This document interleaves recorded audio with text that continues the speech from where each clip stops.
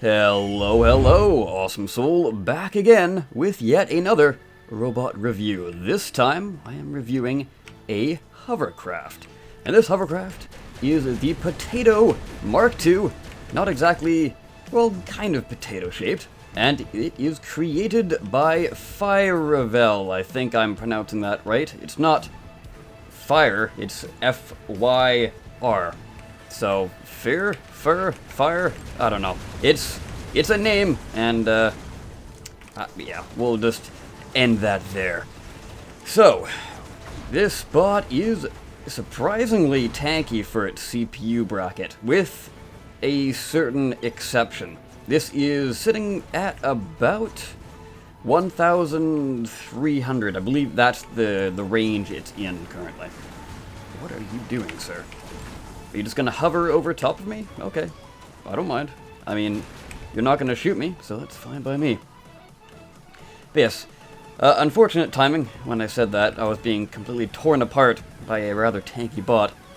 But nonetheless, it is actually somewhat surprising. I figured this bot would be torn apart instantaneously, especially after I saw the center, which is more or less hollow. And that's kind of one of the flaws with this thing. There's two things that I need to point out. Other than that, though, it's a fairly decent bot. Ooh, hello. Here we are. Very nice. Okay, cool. I actually do have my lasers. For whatever reason, they're showing red. I'm not sure why. If you somehow didn't notice the loadout, this is the middle tier lasers, the largest plasma, as well as a blink module. Now, not entirely sure if the blink module is needed. I'm sure in Battle Arena it would come in handy. This thing would be a tower capping monstrosity. In TDM though, I'm not sure it's really needed. This thing is incredibly fast on its own. I've actually strapped on some speedometers for you guys to actually get a look at how fast this thing can actually go. I put on 2 because there really wasn't anywhere to put this thing and make it symmetrical without actually doing 2, but yes, why the hell not? So I guess I will go into the flaws of this thing. There are, there's one minor flaw, and I guess 2 minor flaws. Vapor trails, not really a fan of them. They give away your position, but I don't know, up to you if you want to use them or not. The other thing, the underside electroplates. They are partially needed, but not really. See, this thing in the garage bay, if you're looking at it head on, you'd be like, oh, okay, you know, the bottom ones do get a fair bit of action. But no, this thing does tend to nose down a lot. So even though the T4s is what they're using to cover the bottom, the T4s usually, or they do rather, have a slight slant to them. The actual nose tip kind of negates that, and it's really only good for if you're flying over top of somebody, trying to bomb them below with your plasma, or if somebody managed to get under you, they can't exactly core you out as easily. So yeah, you definitely could keep them if you wanted to. I'm not saying get rid of them. They are a decent choice. I'm just saying that the CPU could possibly be spent elsewhere if you so desired. Now, the actual meat and potatoes. Get it? Because it's the Potato Mark II? Anyways, yes, I know I'm hilarious. Don't... Anyways, oh boy, that's not good. Okay, so yes, now we can actually see the core. So that's actually good timing. Those 2 interior electroplates. Now, I don't think they're quite as potent as you think they are. The builder's most likely going off of the idea of damage sinking, which, correct me if I'm wrong, is currently not really that potent, and even when it was a bit more well used, it was kind of blown out of proportion as to how good of a technique it was. I could be wrong there. I am not the be-all, end-all of Robocraft tips. I just want to make sure that's clear. This is my perspective on things. It's not like, oh, you need to do this. That's what this series is all about, giving my perspective on the robots. it's not necessarily the best thing. But anyways, it's always good to take any advice from anyone, no matter how experienced they are, with a grain of salt.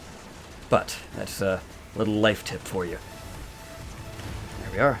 So yes, the interior electroplates, really unneeded in my opinion. They have not served me in the few matches I've played at all, and yes, if you could possibly go elsewhere. The back, you could actually armor that up a bit with those electroplates as well. Might be a good idea. Where these two, what are they called? Speedometers. There we go. Where these speedometers are, you could possibly put those electroplates. And then in the electroplate place, on the interior I mean, you could put some rods, or preferably some cubes, and prevent this thing from falling apart. Speaking of falling apart, the enemy team seems to have fallen apart. We didn't do too bad, actually. 8 kills is definitely not that bad. Now, there is one thing I did need to cover, and that is the blink module itself. Not the fact that I didn't really use it that battle. Like I said earlier, in Battle Arena, I could see this thing getting around the map, capping towers, and being very useful. But, you know, the whole speed thing, its natural speed, rather, in Team Deathmatch, kind of negates the point of bringing blink. But I'm not saying get rid of it, but, you know. So yes, the last thing that I do need to talk about is this. If we just slip inside here to the core, I did actually remove the interior electroplate so I could actually get around a little easier in here without doing that weird twitch thing. So yes, the interior hovers. One is connected here, and it mirrors this side, basically. So you got hovers, and you got hovers. There's not really that many hovers in here, but it's surprisingly redundant, I guess. Always could use a few more hovers, but anyways, the thing that I really need to focus on here is the blink module. And as I'm sure you're aware, blink modules, and any module really, isn't exactly the tankiest of parts. They are meant to be hidden inside, not really meant to take a lot of hits. The thing here, though, is if you get a hit from behind, and this thing's gone, it's going to directly go into this thing. And this thing is the blink module, obviously. And also underneath, it can be cored through like a single rail shot and take out the blink module that way. I've also had the misfortune of being cored in many other directions. Not entirely sure how it happens, but possibly through these. Yeah, probably through there. So once this thing's gone, it's got a direct shot to the blink module. If you somehow haven't noticed, these are the mounting nubs for the module, and they are connected directly to every single interior hover that this thing is packing. So take out the blink module, and you have now lost your ability to move, more or less. The only other hover that you really have is this one. Although, actually, do you have more hovers underneath? No. No, you do not. You do have the thrusters, though. So that's kind of a slight last-ditch effort. But yes, the massive, massive flaw with this thing is the placement of the blink module. Oh, and last thing. These things need to be brought up and connected to the top. Would solve a lot more problems, because when the blink module's gone, it's not going to take out your hovers. Your hovers will still be attached, hopefully, to the roof. Possibly.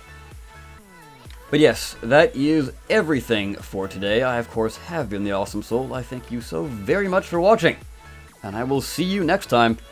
Take care.